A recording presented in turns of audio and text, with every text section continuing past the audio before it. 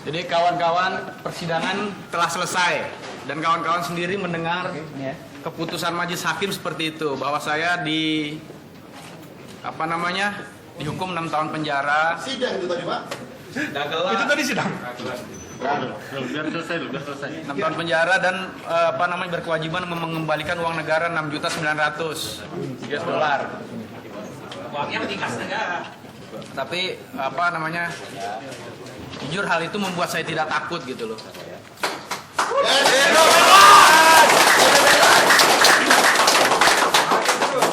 Bahwa keberadaan kawan-kawan di sini membuat saya lebih tidak takut lagi.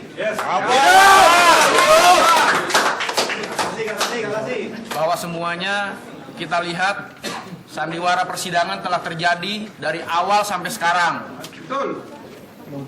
Mungkin teman-teman lihat bahwa di dalam fakta-fakta pertimbangan yang dibacakan oleh majelis hakim itu adalah pertimbangan dan tuntutan jaksa penuntut umum yang dibaca, yang difotokopi, ditempel kiri kanan untuk mendakwa saya. Jaksa Markus. Jadi artinya apa?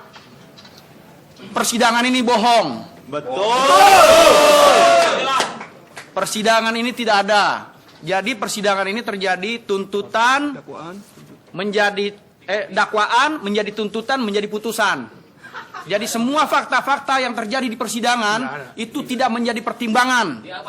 Diabaikan.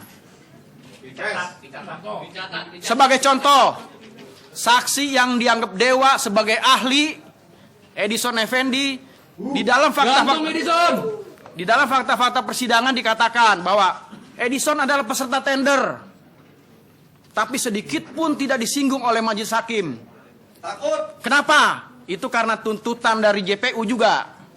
JPU tidak membawa itu, jadi tidak keluar seperti itu. Jadi hukum di Indonesia adalah terjadi persahabatan antara jaksa sama hakim. Betul. Sama Edison. Perselingkuhan. Jadi tidak akan pernah benar. Begitu dia dakwa, begitu dia tuntut, tuntutan itulah dipakai mempidanakan saya. Jadi untuk apa majelis hakim? Selama ini untuk apa? Biar keren. Gayanya menjadi pengadil, wakil Tuhan di bumi ini. Coba sedih nggak kita? Amat sangat. Bergaya wakil Tuhan, tapi kenyataannya seperti ini. Seperti bapak-bapak lihat, teman-teman lihat, saya nggak nangis, nggak sedih. Nggak sedih saya. Nggak jadi promosi ya. Gitu loh. Nah, fakta-fakta lain adalah seperti saya katakan tadi bahwa saya didakwa berdasarkan keterangan Edison Effendi yang di dalam persidangan sebelumnya lawyer kita, timnya Pak Hotma sama Pak Dedi itu sudah walk out memprotes keberadaan saksi ahli. Lalu dijawab oleh majelis, saksi ahli adalah saksi yang kita minta keterangannya di persidangan. Yang kita pakai adalah keterangannya di persidangan. Aliannya, bukan alat bukti sampelnya itu. Majelis mempertimbangkan sampelnya jadi alat Betul. bukti. Itu Pada kenyataannya tadi, semua dakwaan-dakwaan saya itu adalah hasil penelitian Edison Effendi. Jadi fakta-fakta yang dilakukan oleh Edison Effendi dijadikan bukti di dalam persidangan ini untuk mendakwa saya. Mempertimbangkan bukti-bukti tersebut untuk mendakwa saya. Jadi Edison Effendi ini sebagai ahli juga sebagai saksi fakta di dalam persidangan ini. Saksi palsu. Saksi ahli dan juga sebagai saksi fakta. Kaki masuk angin. Ini yang terjadi sama saya. Sama-sama dengan Gitu loh. Riksi juga. Pak Riksi juga mengalami hal yang sama kemarin. Udah di-set. Jadi lucu gitu loh. Jadi dia yang membawa bukti, dia yang menganalisa, dia yang memberi keterangan dan dibenarkan oleh wakil Tuhan di dunia ini. Bisa mengatur negara ini. Setahun kita yang nonton Edison. Kalau upaya hukum, Bukan. walaupun saya tadi ditinggal oleh majelis karena saya menyampaikan unek-unek akibat dari persidangan yang jolim seperti ini, saya tetap sampai ujung dunia pun saya akan banding.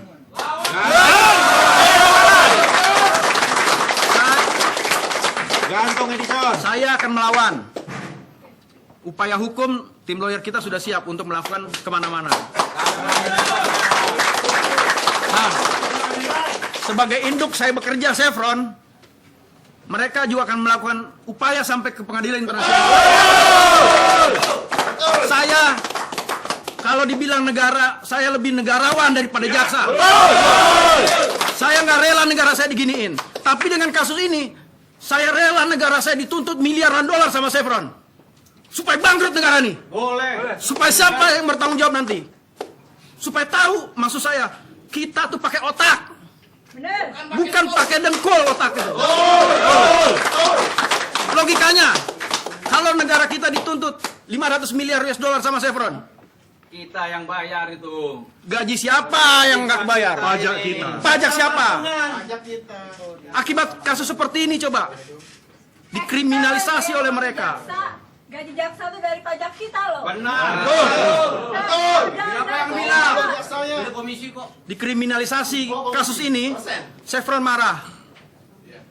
Coba. Kita sebagai negara harusnya kan marah sama Chevron, tapi saya tidak hari ini. Chevron lakukanlah.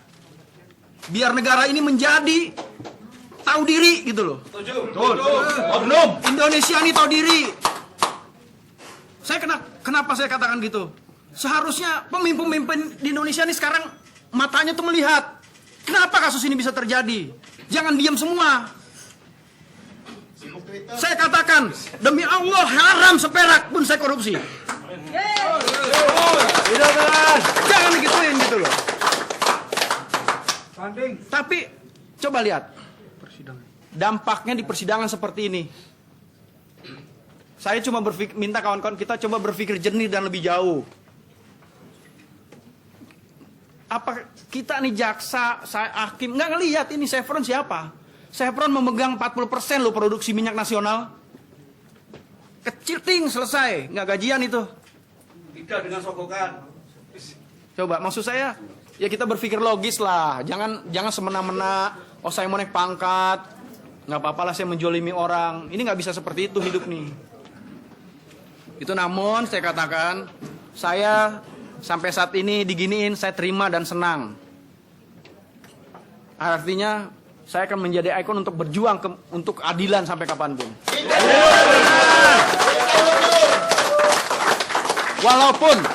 Walaupun saya dikurung, silahkan kurung saya. Tapi kebenaran tidak akan terbelenggu oleh kurungan saya. Perusahaan Bapak bekerja ke Chevron.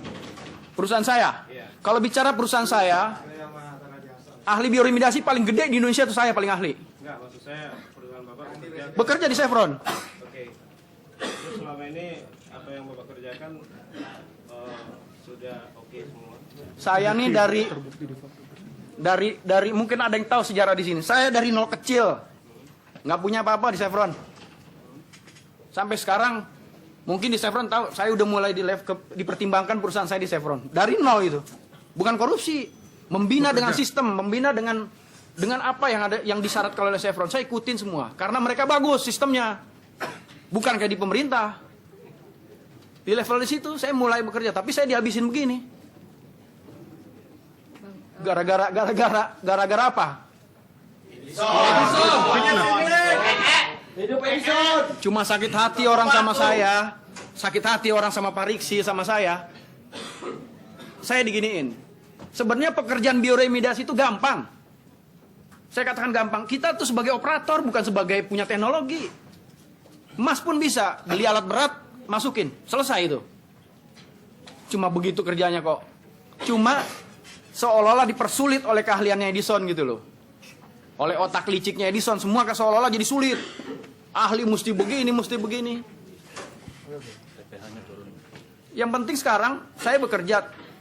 TPH diukur di awal oleh Chevron, turun sampai di bawah 1. Berhasil kan? Apa alasannya saya dikatakan salah?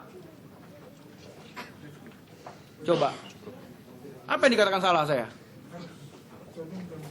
Melihat uang pengganti tadi yang sampai 6 juta itu keberlangsungan dari perusahaan abang sendiri sampai sekarang tuh sudah seperti apa Kenapa? gitu? Keberlangsungan dari perusahaan abang sejak kasus ini seperti apa gitu? Ini kan keputusannya belum ingkrah. Artinya saya masih optimis. Saya masih optimis berjuang di pengadilan tinggi sampai ke Mahkamah Agung. Betul. Arbitration internasional. Kalau juga saya nggak menang, pengadilan Allah ada. Masih panjang perjalanan itu. Jadi belum goyang ya perusahaannya sekarang. Belum goyang. Kalau hanya Edison yang menggoyang, saya nggak goyang. Edison yang goyang. Kalau dia mungkin bakal goyang habis ini gitu loh. Di belakangnya siapa kira-kira? Jaksa Agung. Gitu loh. Kita lihat kapabilitas jaksa. Lihat di Indonesia Lawyers Club kemarin. Gitu. Nah, ini dari saya secara pribadi mungkin agak emosi, saya mohon maaf. Tapi inilah hak suara saya. Saya nggak bisa mengatakan yang baik-baik. Artinya saya nggak takut gitu loh. Ya mungkin dari lawyer saya Pak Dedi sama Pak grupnya Pak Hotma mungkin silahkan mau menanggapi. Baik, kawan.